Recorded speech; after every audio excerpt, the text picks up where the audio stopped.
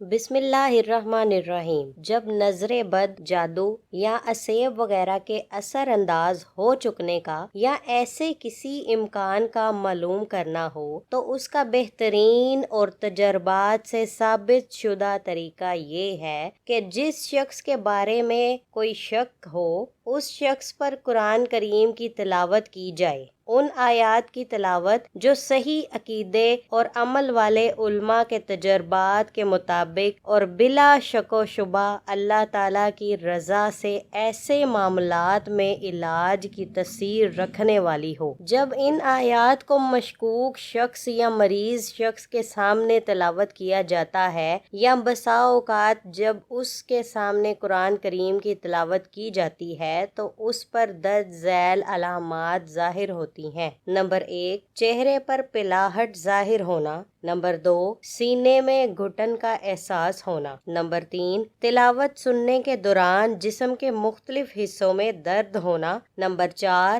معمول سے زیادہ گرمی محسوس ہونا۔ نمبر 5، پسینہ آنا، خاص طور پر کمر پر پسینے کی کمی یا زیادتی سے نظر کی شدت کا اندازہ ہو جاتا ہے۔ نمبر 6، پہلوؤں میں درد محسوس ہونا۔ نمبر 7، بے چینی کی کیفیت ہو جانا اور ادھر ادھر دیکھتے ہوئے متوجہ ہوتے رہنا۔ نمبر 8، رونا یا کسی سبب کے بغیر رونے کی کیفیت کے بغیر ہی آنسو جاری ہو جانا۔ نمبر 9، کسی وقت یہ حالت پاس بیٹھے ہوئے لوگوں پر بھی ظاہر ہو جاتی ہے جو کہ علاج کی غرض سے نہیں بیٹھے ہوتے۔ ایسی صورت میں معالج کو ان کی طرف بھی توجہ کرنی پڑتی ہے، لیکن دیکھنے والوں پر عموماً یہ اثر مریض کی حالت دیکھنے یا آیات شریفہ کو سمجھنے کی وجہ سے ظاہر ہوتا ہے۔ اس سے یہ نہیں سمجھا جانا چاہیے کہ وہ لوگ بھی کسی نظر